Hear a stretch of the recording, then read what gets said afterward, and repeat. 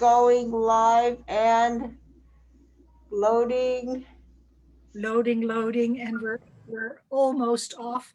My screen says the meeting is now streaming live on Facebook. Super. So welcome everybody to the Lunch at Home talk about 6 women printing. We will be meeting 5 of those women, and then the 6th one who couldn't make it today. I will do a bonus Zoom with her that we will record and then post on Facebook as well. So I'm going to introduce the artist, and if you could wave or do something that makes it clear that it's you. Marcy Baker. And Marcy, you are from Salem, that's correct? Portland. Portland.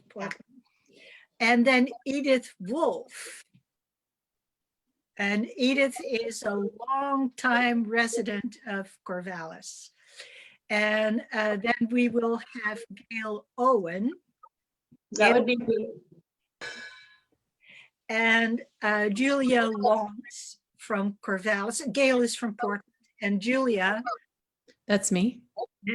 She is from Corvallis, but currently in Michigan? Minnesota. The M was good, but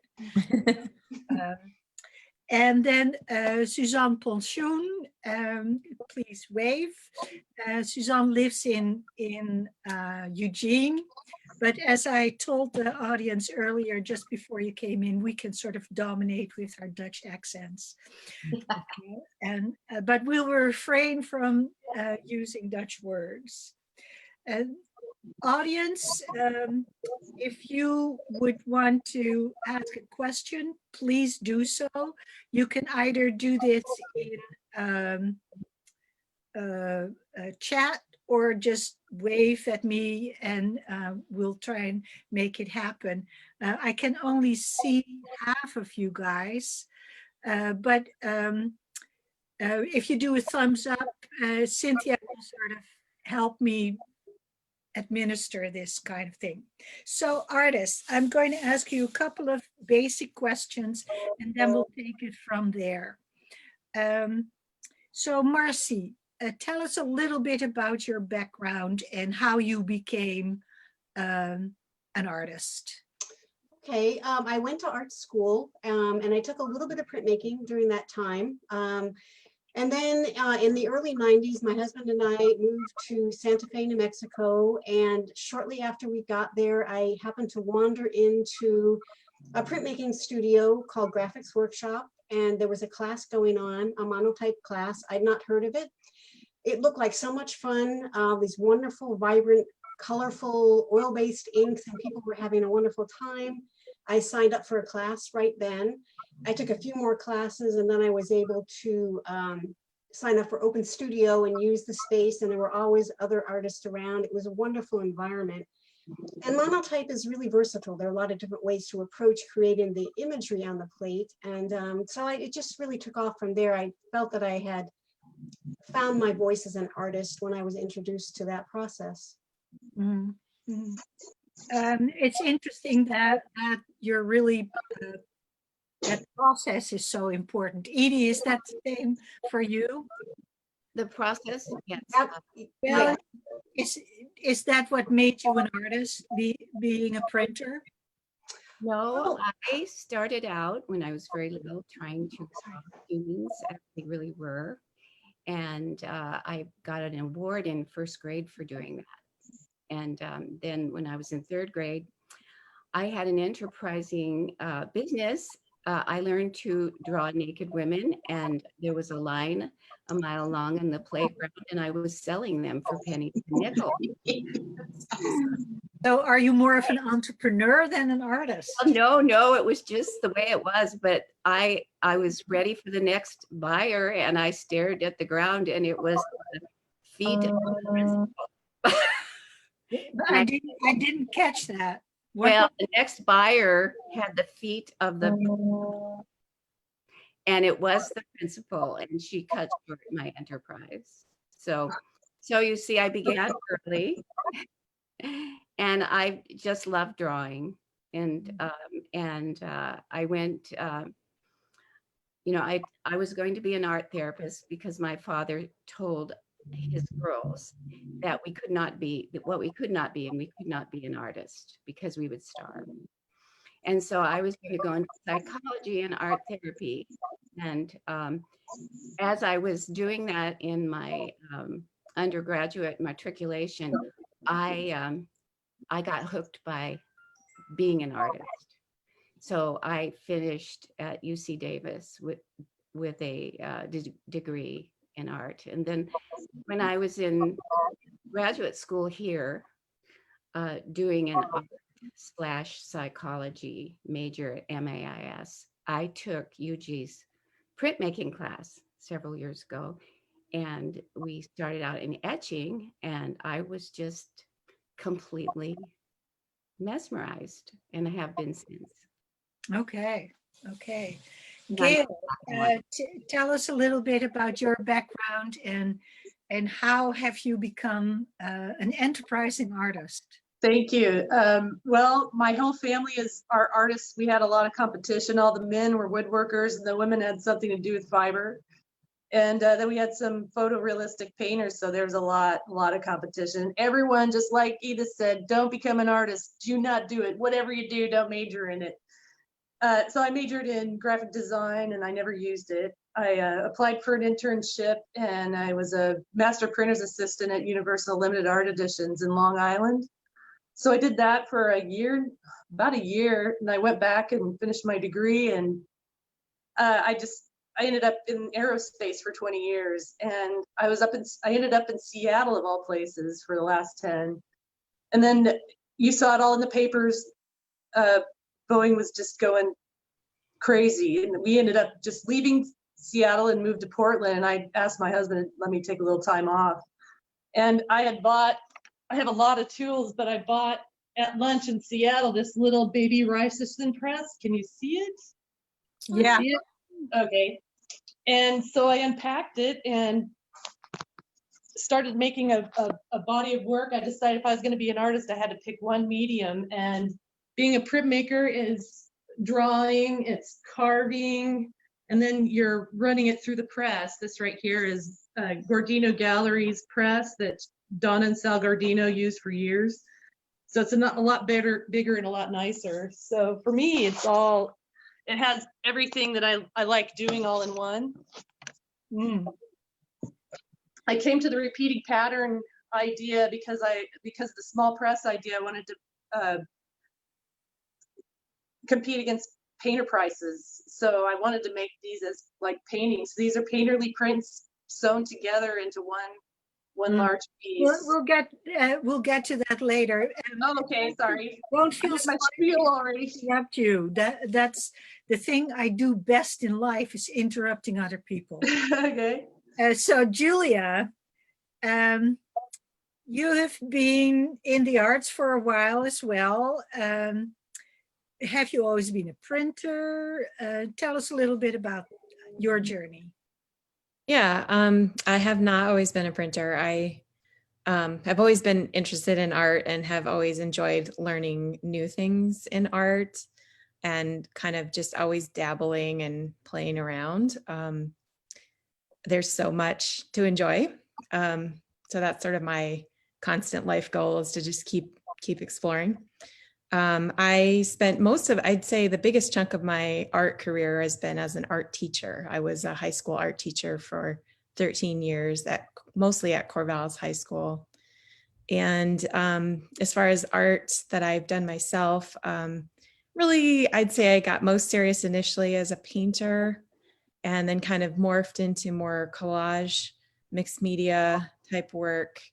And then that sort of shifted when we decided to buy a letterpress, which really was just kind of a whim. Kind of also my husband had some interest in it as well. And the both of us just dived in. We, took some lessons, and my initial impulse was to use it as a printmaking tool. So I started doing a lot of block printing with my letterpress. Mhm. And then Suzanne Ponchon, tell us a little bit about your being an artist and how that happened. Yeah, okay. Yeah, so I was born and raised in Holland, and my grandfather's was a painter, and our house was full with his paintings, lots of still lifes, lots of portraits. I went to art therapy school, and when I moved to the US, I worked with teenagers, did art therapy groups, and also had a volunteer group in the jail. In high school, actually, I did my first printing. I made a triptych, big etching plates. We had a really progressive art group in high school, and you could do whatever. And I wanted to make etchings, and that's what I did. I'm a mental health therapist in Eugene, and I've just taken for a long time weekly studios, learned to print from Robert Kanega and Susan Loudermilk, and some I did classes at LCC, Lane Community College, and it's just kind of a safe haven for me to make art next to being present with people. We had a print exhibit about 10 plus years ago, and Susan Loudermilk was in that show, nicely presented. Marcy, you said you'd never heard about monoprinting, and you stumbled into a class and you were smitten immediately. Yes. Why were you smitten? That's a really good question. I guess it was just the possibilities. Everyone was having a wonderful time. And I just saw so many possibilities. As I said, I took a little bit of printmaking in college. I took one etching class, and I did silk screening on fabric. And I wanted to do more with printmaking, and it just seemed so full of, I keep saying the same word, possibilities. And so when I took the classes, I saw that there were so many ways to approach it. You can work, you can do a reductive monotype, you can ink up the plate and pull the image from that. You can do additive and build the imagery on top of the plate. And fairly early on, I realized I liked working with stencils and blocks that I would carve and stencils that I would make to create a lot of layering on the plate. And that just seemed... So I have a question about these possibilities. How do you feel that printing has more possibilities than painting? I mean, if you paint, you can do what you want. Yeah, that's true. And I do bring a lot of printmaking process into my painting because I paint as well. I guess it's just the unexpected, the things that can happen.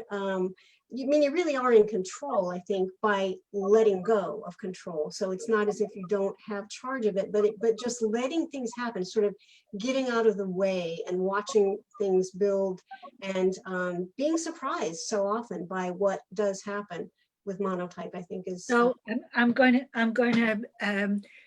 I heard that word control, and I know that printing is really one of those precise techniques where normal people end up with paint or ink all over their hands, but there are no print marks on the paper.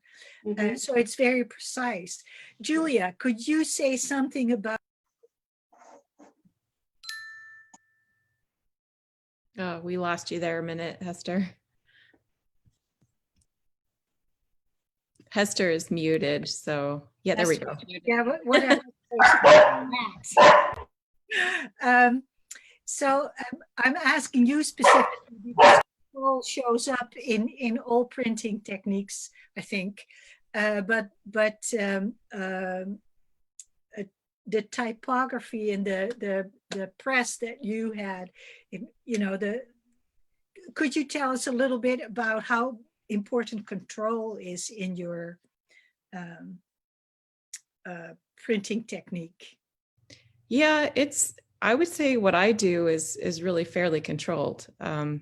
In particular, the work that's in this show, because I'm doing a reduction block. And a reduction block, is this a good time to explain that?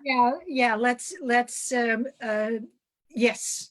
Okay, so a reduction block, so this is a block printing technique, so it's a relief printing technique. I'm carving away from a base to create an image that I print from.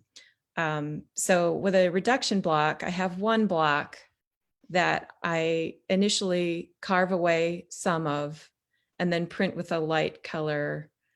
And then I'll carve more away of the same block and print another color.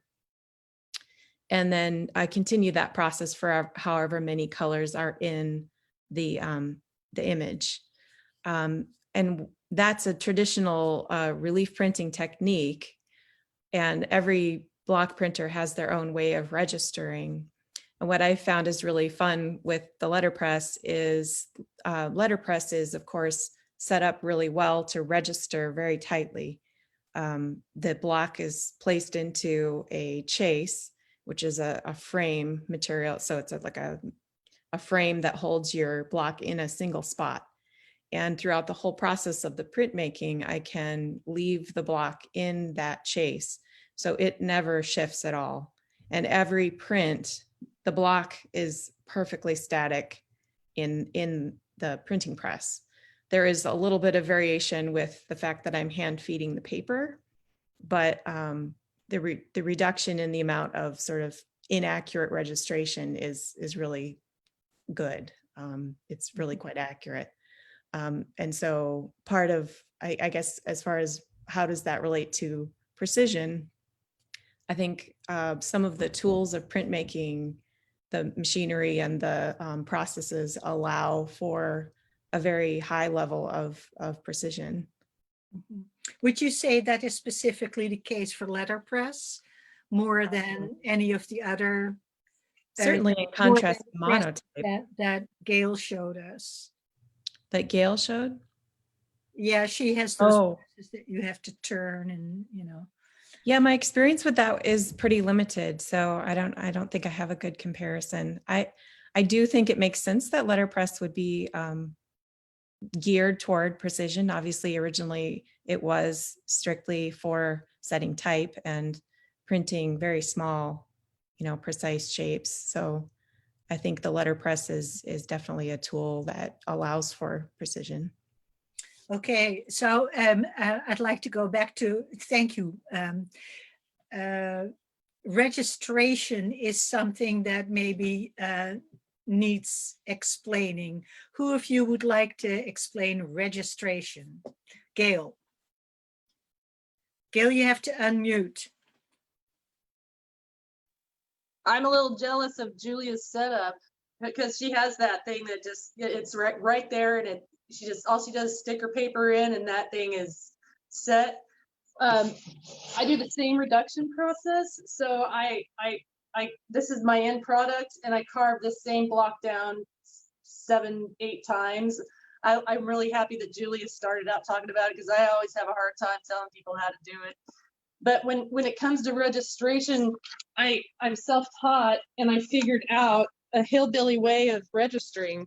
So I put 3 layers of So let's go back a step. What is registration? Registration is where you have your block here, and you have that paper setting going down the same place every time, so that when you're carving it away, you don't have everything always comes down at the same spot. So why do you register? Why do you do registration? Because, oh gosh, well, here, for example, if you did not register, I'm trying to get this thing trying to find the eyeball. It's like, if it doesn't come down correct, your print will come out like this. So it won't even match up. It won't match.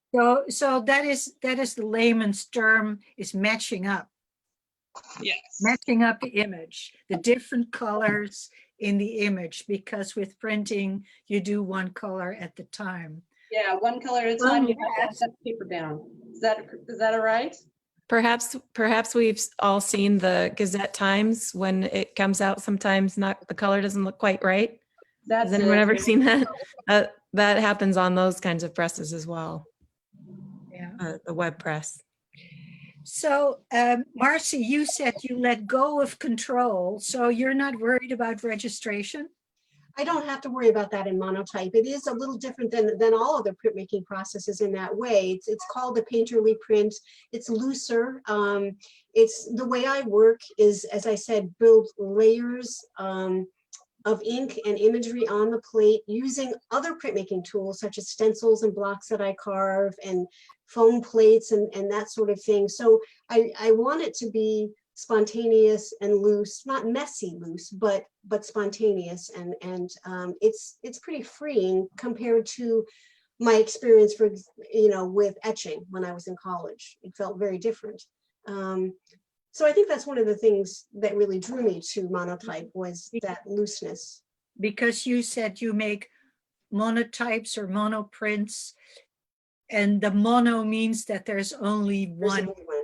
That's right. And if you don't mind, if I take the time to explain the difference between Monotype and Yes, that was monoprint. my next question. So Monotype it's a single print created by applying ink to a smooth printing plate, and then you transfer that ink to paper with a press. Generally can be hand printed, but generally with a press. There are lots of different ways to create the image on the plate, but nothing has been carved into the plate, nothing is built on top of it that would make a reproducible matrix. So you can only get one. You have an addition of one with a Monotype. A monoprint is that process along with a printmaking process that is reproducible. For example, dry point on plexi, where you would ink up that plexi plate. We'll get to that because Okay. that's what Edie does. So Okay. I'm gonna ask her about that. So yeah, okay. So but that would be a monoprint, would be using a Monotype along with another printmaking process that is reproducible. So part of it is reproducible and part of it isn't, if that makes That sense. is for the monoprint or For the monoprint, yes. Okay. Okay, I have failed to keep those things separate.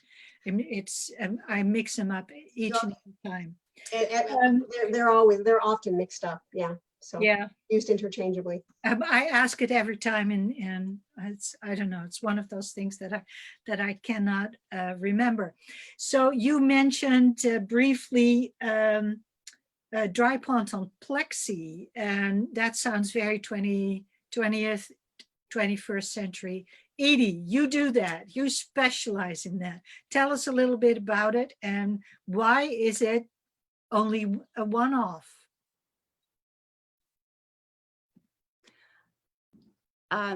I start with a dry point because I'm very interested in line and I love to draw. Well, what is a dry point? A dry point is when you take an etching tool, a pointed etching tool, and you scratch and carve troughs or lines into the plate or copper. Okay. And etching makes the acid make the line or the trough into the plate. And why would you do dry point over etching? I love etching, but there's a lot of toxic materials involved with etching and copper plate. So I want to diminish or lessen my exposure to toxic materials. So I can do a dry point on plexi without having any problem in that way. Mm-hmm. And it's how do you go about that? well, I usually start with a drawing and I put the clear plexiglass over my drawing. And then I began to carve that drawing into the plexiglass. And then I will test or proof that drawing by putting ink on the plate and then wiping across the top so that the smooth parts of the plate print white and the ink that goes into the lines or the etched places or scratched places become lines of the drawing. So I will proof that until I get the line quality I want. And then I began a process of what I would call monotype application of ink. I will first put the ink into the line, and then I will begin to add tones with my brush, my fingers, and I actually paint the rest of the image around and including the lines. And that way I can get all kinds of variations, which is what I love. I So can do you variations of the same drawing. So you reuse the plate, but you fill it in differently. Yes, exactly. Okay. So what I always think is an essential part of printing is being able to make multiples. And here we already have 2 of the 6 artists that make only one-offs. And then Suzanne,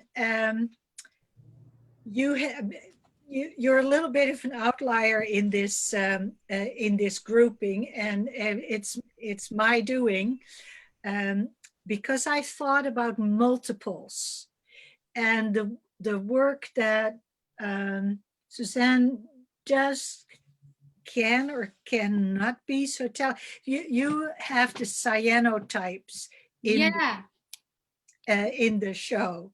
Let me right behind me. Let me show you kind of what, there's a little bit of glaring, but can you all hear? Yeah. So so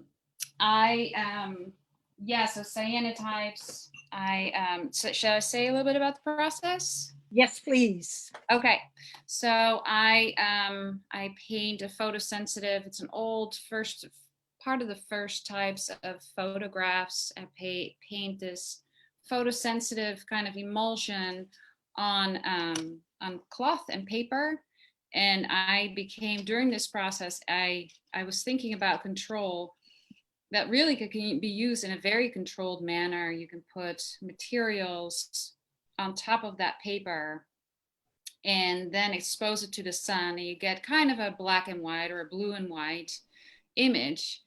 And I was much inspired by creating kind of midtones and moving things mid-exposure and even in exposure, just putting my hands in water and shaking it on the paper, and liked a lot of the factors of chance. Thus, there's only one image of everything. I was kind of like a hamster getting all this sandblasted glass images, and because they made these beautiful gray tones, and stacking them up and balancing them, and I would be hovering over and then stepping out of the way. So it was really, actually, it was really dynamic. And so anyway, anything that is exposed to the sun that is not blocked is blue, and everything that's blocked stays white. And then you wash it and dry it. And so yeah, I don't know if there's any. Yeah, that's kind of. So this is another technique that creates single images. Yeah, I guess you could make more than one if you kind of secure, for example, a leaf between 2 glass plates and you put it onto a prepared surface. You could make more than one. And I wasn't so much inspired to do that, more than creating much more dynamic images and with grays and movement and double exposure. Yeah, because the technique is very usable for multiples, because blueprints are made with cyanotype. Right. When I was a little kid, my dad would take us to the office, and we would go to the printing room. He was a shipbuilder, where they printed the big blueprints, and I would sit in the receiving bin of those big blueprints. So that was my introduction to cyanotype, not knowing. I've placed a book about cyanotype in the exhibition. It's called The Bluest of Blue. It's a kid's book about Anna Atkins, who did a lot of cyanotype printing. So Gail, I think you are one of the few here that actually, no, you and Julia, you are making multiples. You are printing as printing was intended to be. Could you say a little bit about how far you take multiples? Using that same technique Julia does, where you're basically destroying your block. Yeah, I think Julia has a faster process than I do. It takes me 6 weeks to reduce a block and print a series. And for me, it's about 1 color a day. So I would cut enough paper, and then that first day, as many as I could print, that would be the end of that. So I knew that this would be the amount of time that it would take me to get 1 color in an entire day. So that really dictated how many. So, you know, this is 9 blocks sewn together onto 1 piece of paper. So 9 times 3 is, 27. I'd have to do, sometimes I'd print 70 pieces of paper. And I rarely, when you were speaking about offsetting, I rarely have it offset. I've had really great luck. I can count on my hand how many times I've. Knock on wood. Did that answer that? Well, no, I think you're how do you, so you make multiples. You showed us that print, and you have how many of those? Sometimes 60 to 70. I can get 70 done in a day. Mm-hmm. With Julia's press, it self-inks, I'm pretty sure, right, Julia? So mine is, I hand roll it, and I have to spray my paper, and then I wait, and then I put it down, and then pull it off. And so it takes me a whole day to get about 60 to 70 of these done. And then 6 weeks for it to dry, and then carve, and then print. So what was the amount of colors that you used? this one, for this print, it's 1, 2, 3, 4, 5, 6, probably 6 times through the press. So I carved that block 6 times. Mm-hmm. And I pre-planned these, of course, to fit together. Yeah. There's something else you do with multiples. So you have this 1 square of the dogwood, but Yes. the work you show in our show is built up out of multiple Blocks, yeah. Yeah, So multiple images of this little square. Yeah, so I trim the edges off at a perfect 90-degree angle, and I fit them together on a big piece of paper, and then I sew them together onto the larger piece of paper. So my work are sometimes 35 inches wide and high. Yeah. So how did you get to that particular approach? Well, the first reduction I did was a giant Mount Hood, and it was 9 different reduced blocks, and that took me 2 months. I was like, this is a lot. And when I put them together, it just did not look finished. And so I started with welding. I welded metal together like a frame. You were looking through a window, so that I could deal with that. And then I was like, no, that's just too distracting. And so I just decided that I'd have to sew it together with colored matched thread to finish the piece. And that just seemed to be what it needed. Did that build on your family's tradition where the men did woodworking and the women fiber? Yeah, quilts is a big thing. All my grandparents are from Kansas. So that was, one of those family things. Indian women hand down saris, and Kansas women hand down quilts. All right. Yeah. Marcy, what attracted you so much in that technique that you could only do one of? And do you reuse certain blocks? Excuse me.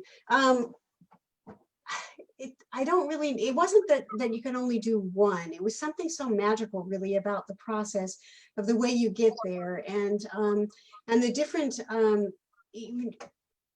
especially in the beginning, you wouldn't really know what you would be getting until you pulled the print.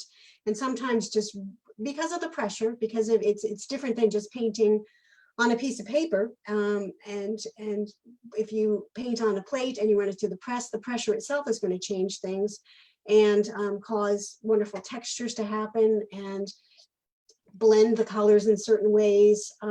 So it was all of that, the unpredictability, I guess, of that. And so, of course, I mean, the longer I've done it, the more predictable it becomes. And I kind of, in some ways, miss that, the newness of it. But it's about that, about not being able to really know for sure what you're going to get until you So these other printers that make multiples, they reuse the same block.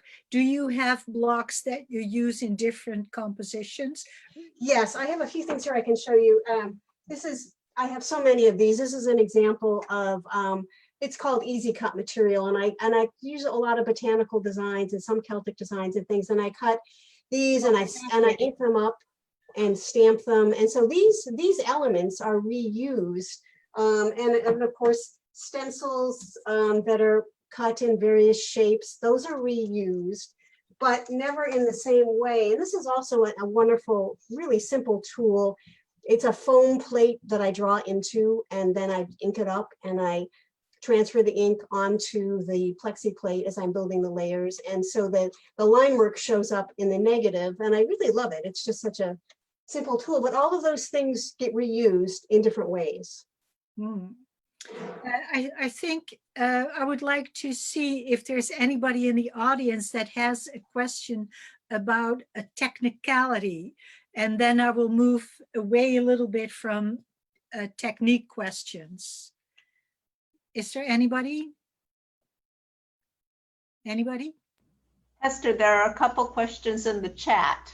Okay. One is, please ask Gail what ink and paper she uses. Hello.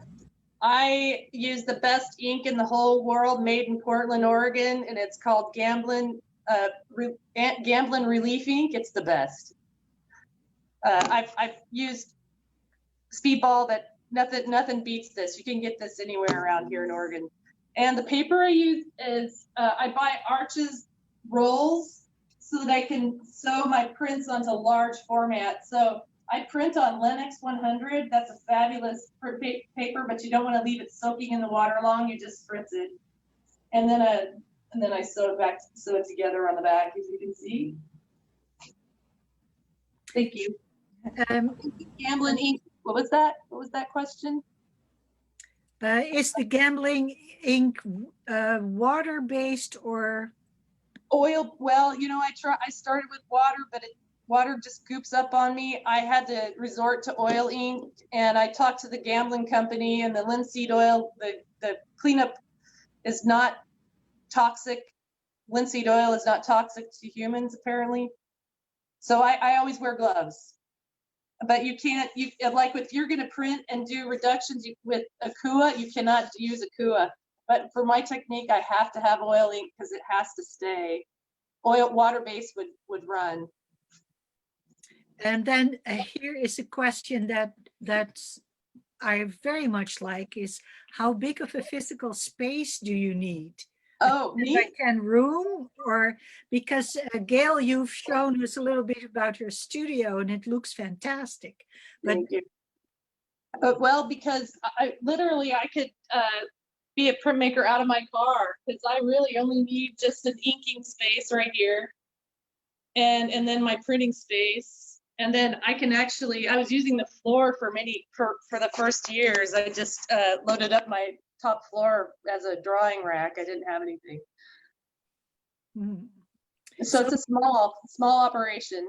So another question about technique that I have to all of you is, what are easy techniques for beginners or kids in printing to do? Because it has that magic that suddenly it shows up.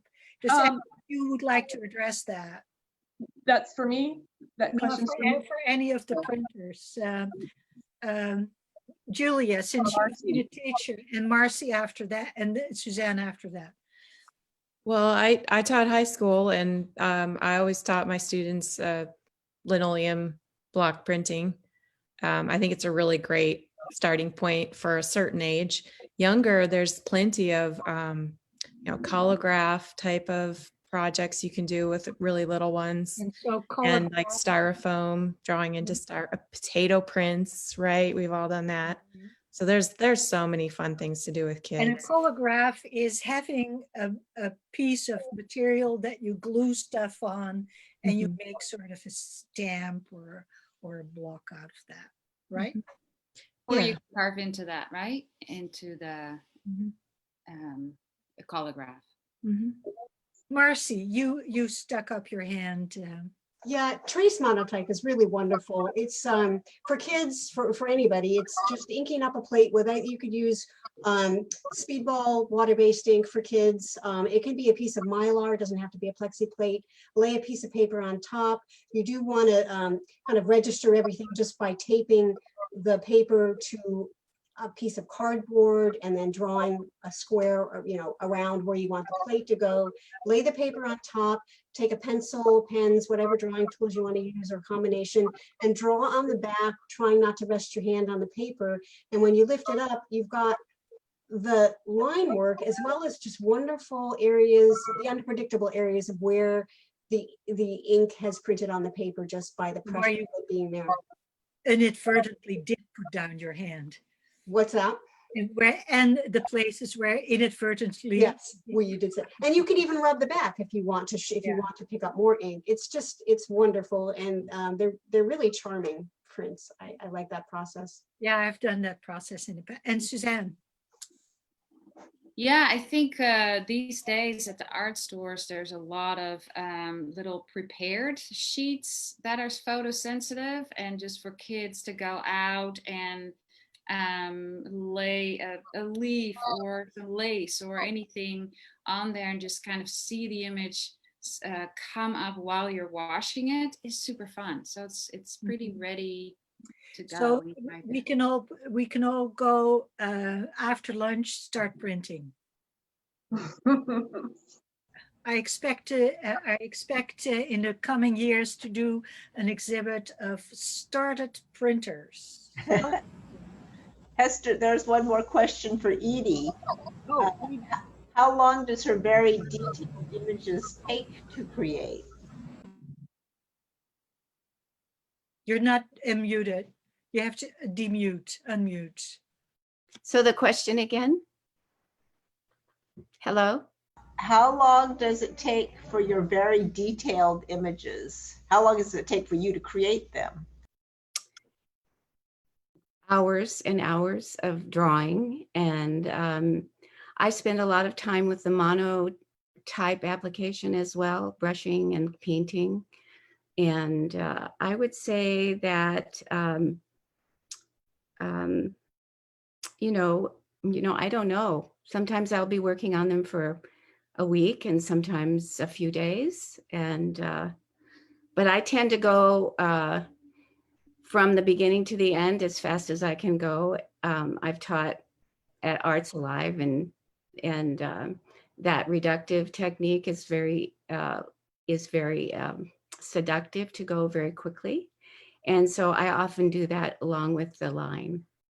So I can't really, I've never really thought about how long it takes. I just start in the day and try to do it every day until I'm done. So I'd like to change gears a little bit and talk about subject matter and inspiration. And Julia, I'm going to start with you because you have such a cohesive collection in this particular show. Tell us a little bit about your subject matter and your inspiration. Well, so I did most of these prints in early 2020, I guess. Maybe some in late 2019 as well. Little did I know how much more stressful the year would get. But I was already feeling the stress, and I think so. The words that I picked were coming from some of my needing to deal with all of the terrible things going on in the world. And trying to just be in the moment. And, you know, the words I think are breathe and listen. And so when things are stressful, I find a lot of solace in nature. And I always have. And a lot of my block printing work is nature related. So that was a natural fit. But yeah, just the political situation and all of the worry and concern over what's going on in the world is behind the pretty things that I made and put in the art show. Yeah, there's one of the prints for those of you who haven't been able to see it yet. There's vote, persist, breathe.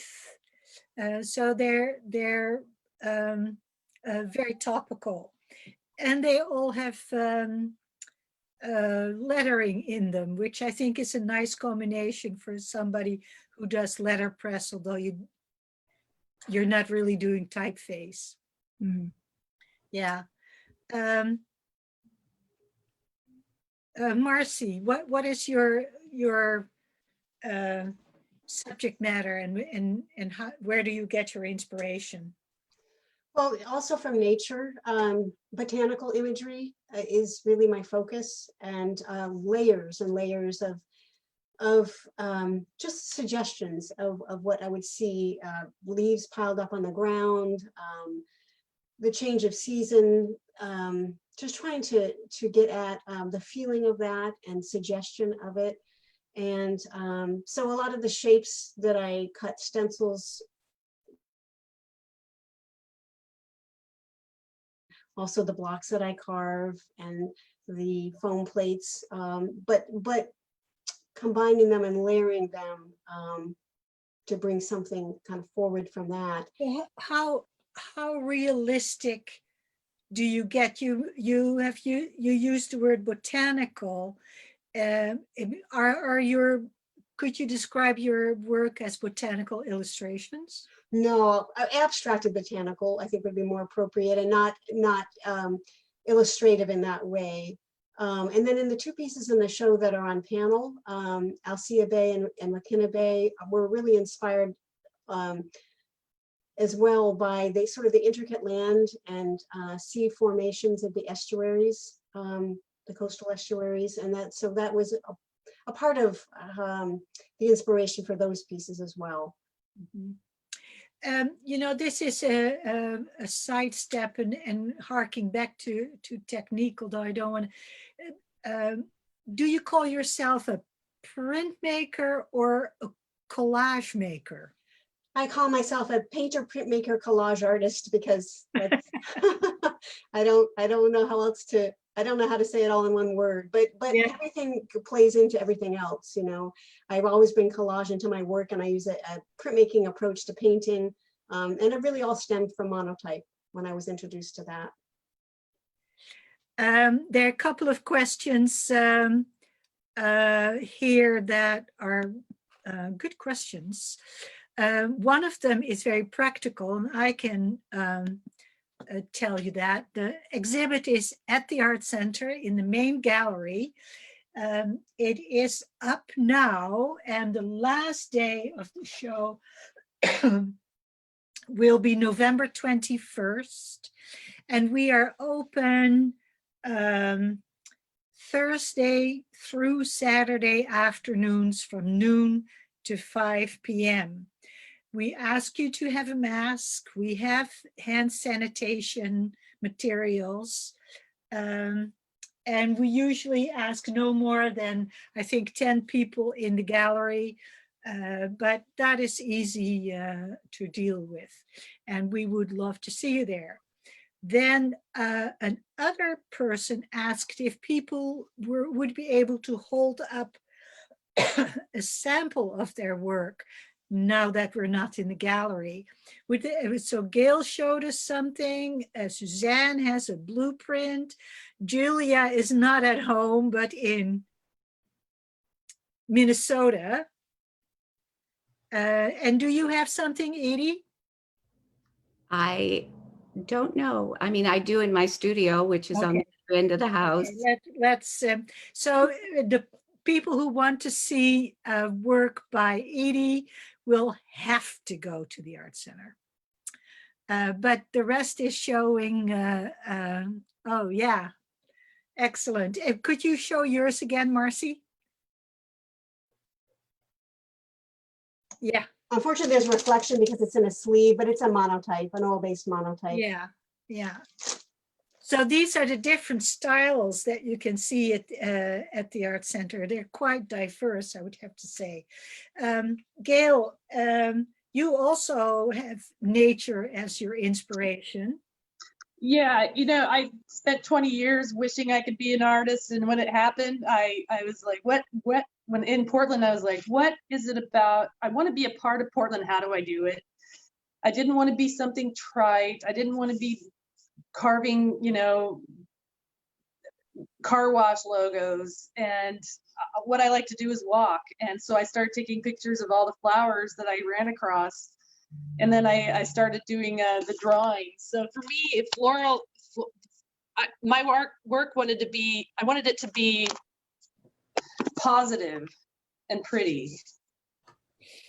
There's nothing wrong with pretty. And I think Julia does a really good combination of pretty and a political message.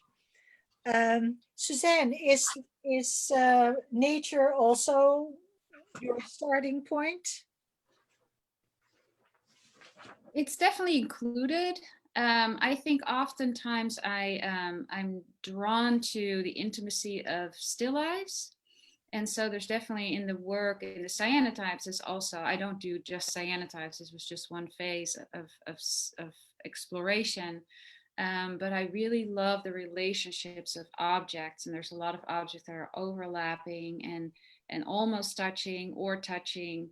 And so I like the quiet tension of objects together and the kind of the relationships they show, the intimacy they show, and the stories maybe. So I'm inspired by kind of being wondering what the effect is on people and or myself, and the story, the images, and the feeling of it writes. There is a lot of storytelling in all the prints. Even Marcy's prints, who are the most abstracted in the show, have a lot of storytelling in there. That's kind of interesting. So, could I share something about Gail? Yes, please. I'm Gail's neighbor, Bob, and she did Bob's deciduous azalea, beautiful print when she took pictures of my azalea. And I want to show on my photo screen, this is what she did as a neighbor. She walked over and did this wonderful Christmas holiday. Thank you, Yeah, Bob. that's inspired by nature as well, I would say. And so Gail is so much fun. She's had us over to her studio before, and I got to see how she did all this and showed her printing press, how she assembled it on a bed in the back room. So it was really a lot of fun to have a so Carol has a Gail Owen as well. She's great. So she's a wonderful neighbor, and we appreciate her presence on the earth. Thank you. All right. That's a and nice endorsement. Her azalea print came from, it's called Bob's azalea because it's from our garden. And actually, it's from my grandmother's azalea that we took from her place and brought it over here. So it's many years old. All right. So thank you. Hester, I see Edie's hand up.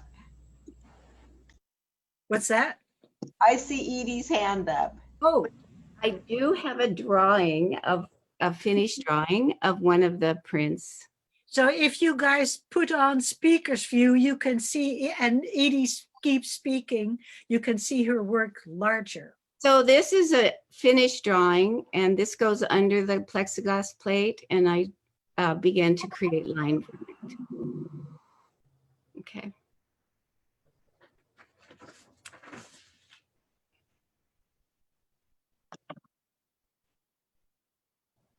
help. Okay, here we are back. What gets you in the studio in the morning, Edie? Well, I have to find time to get into the studio. I tend to be very, very busy with outside activities and my house, etc. But I'm curious to start a new drawing on the plexiglass. That's very challenging for me, and I look forward to that. I can sit by the window and watch the birds and scratch away on the plexiglass, and so I can do that just anywhere, anytime. I have a little folder that I take them with me and work on them, and they take a long time. And I just want to clarify, from the time I begin on an image and create variations, it can take a couple weeks or so to finish my curiosity about where I'm going with that image. Julia, what gets you in the studio in the morning? Morning seldom. I work as a graphic designer 36 hours a week, so that's my day job. And usually I'm in the studio in an evening or on the weekends. And I tend to be sort of deadline driven. So usually there's got to be something like, I don't know, maybe an art show that I have to get work made for. or it might be more internal motivation as well. Like at times, some idea or some stress or some, I just need to do something creative. It can be an internal motivation as well. But honestly, the most common thing to get me in the studio is that I'm running out of cards to sell, as I have been selling a lot of cards. And it's when you make them by hand, it takes, there's a lot of work involved. And so keeping up with demand is actually pretty challenging. Okay. So Gail, you also have, as we have seen here, merchandise, but tell us a little about the studio and what is your enterprising part of your short? I had a whole lot of my ego wrapped up in my career, and I didn't know what to do with myself. And I just thought I can turn what I did into a business and take everything I learned at my company and translated it to being a small production printmaker. So I viewed this as an enterprise. So I did exactly what I did at my work. I get up, I have my coffee, I write an email to my best friend every morning for many, many years. And then after that, I'm done. I go downstairs and I start working. I've been supporting 2 galleries and exhibiting all over the place. So it's what gets me into the studio. Sometimes it's precious. And if I have insomnia, I get up at 3 a.m. and I'll start rolling, because then that's my block. But I did see printmaking as I saw it as a business, and I have meditated through these 6 years about how I can translate printmaking into usable items on the outside. And I think you were leading me with that question to tell people that I'm now, my work is becoming wallpaper, including Bob's deciduous azalea. We're pretty excited about that. And so I have 6 of my prints being translated into wallpaper, and I've got a contract to be making 6 new prints every year. So I also do pull toys and everything else I can think of that can translate from what I have, which is my tool, my press, into a living. So we're showing one of those wallpaper designs in the Art Center, so you can really see how the framed prints translate into a roll of. So go and see that. Thanks, Gail. That it's fascinating to me. Marcy, what gets you into the studio? Well, I'm also deadline driven, and this year there haven't been as many of those. Things are a little different this year, and so it's been my escape, my sort of safe place, the place I go to let everything else go and just focus on my work. And it's been interesting to see. It's taken a while for me to really get used to a different motivation for being here in the studio. But you know, as I think you mentioned, bright sides. There are bright sides, and I have a lot of time here now, and focus, and I'm thankful for that. Suzanne, you said you have you're a therapist, so that is your first job. So what gets you in the studio? Well, I'm also very externally driven. Sometimes it even helps me to like text someone and say, I am now going to go work for 3 hours. And that is sometimes what I need. But I don't do it enough. I really, and it kind of hurts my heart at times. I kind of can't wait to retire in a way, which will be a very long time away. And it's not a good excuse. Fantastic. I know. Yeah. So that's kind of a painful one for me. I don't prioritize it enough or push myself enough, but yeah, good question. Yeah, I'm very happy that you got this collection or this body of work together then. Yeah, this was really easy. Anytime there was sun, I would be like scrambling. Yeah, never say that. That's the big lesson for Martha Stewart. Don't tell people you dropped the potatoes, and never tell those kind of secrets. It's not easy. It was hours of work, and etc. So, well, the motivation was easy. What's that? The motivation was easy. The artwork wasn't easy to make, but the motivation was easy because the sun would come out and I would be like jolted into movement. So yeah. Right. Sorry. Yeah. Yeah, motivation can be at times be easy. So we're getting towards the end. We have 4 minutes left. And I would like to ask all of you the last question, which is, if money and size was not something you have to think about, what artwork would you like to own? And Gail, you start. Jasper Johns makes these fabulous, they're mezzotints, and they're $20,000, and they're little tiny ones. Just the little guys. I'd like that. Okay. So who was that again?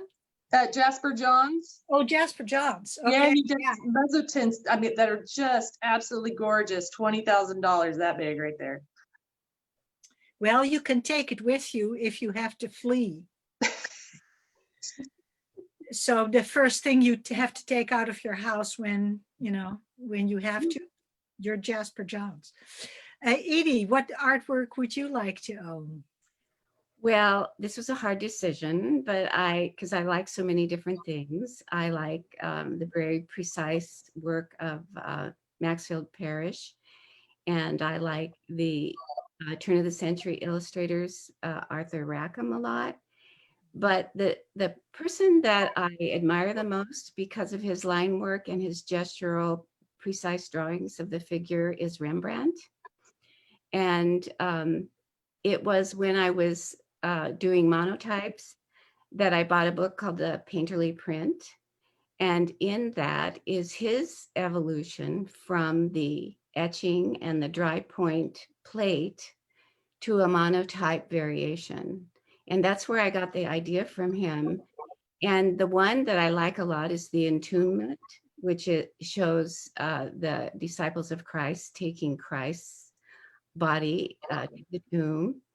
And he does four states in variation of adding different kinds of ink to it. And in the first state, it's wiped clean, so it's just simply line.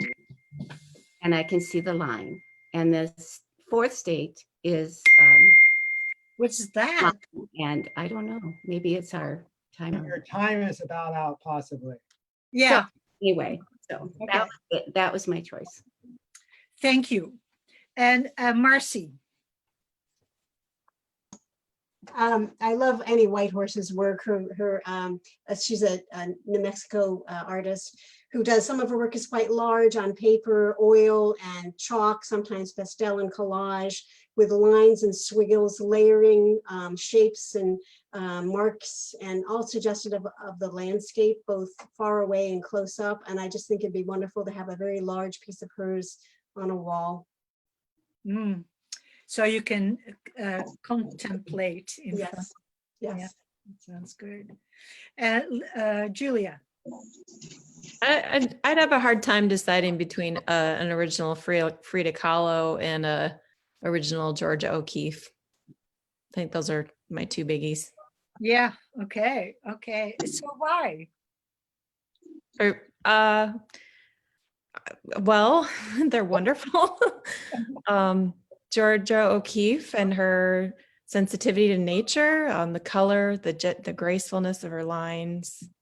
It's just beautiful. And Kahlo, just the intriguing psychology and her reference to traditional Mexican retablos and other really interesting stuff. Just a lot of ideas behind that. Last but not least, Suzanne. Yeah, I was also thinking between that Rembrandt and Georgia O'Keeffe, but I really love the raw, and I actually had a workshop with him, the raw work of Rick Bartow. And I would love to have the bear pole. It's a totem pole kind of with a bear and a face and a little itty bitty. I think it's a birdie that comes out, and just I would love to hug it every day. Yeah, and you would have the extra that you've met him and worked with him. That would make that even more special, I think.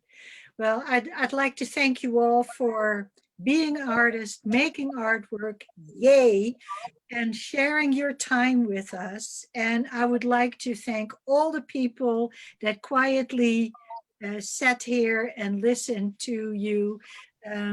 This was a lot of people, so we are a little over time, but thank you. And please come to the Art Center to see their work in place. Thursday through Saturday, noon to 5.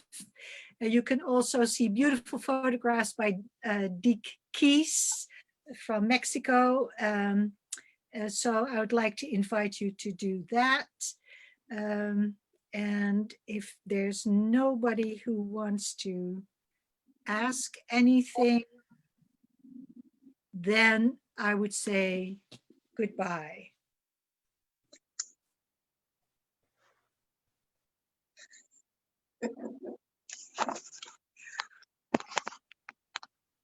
Thank you all.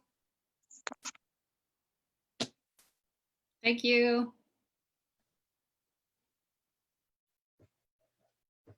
Thank you for your Hester. thoughtful.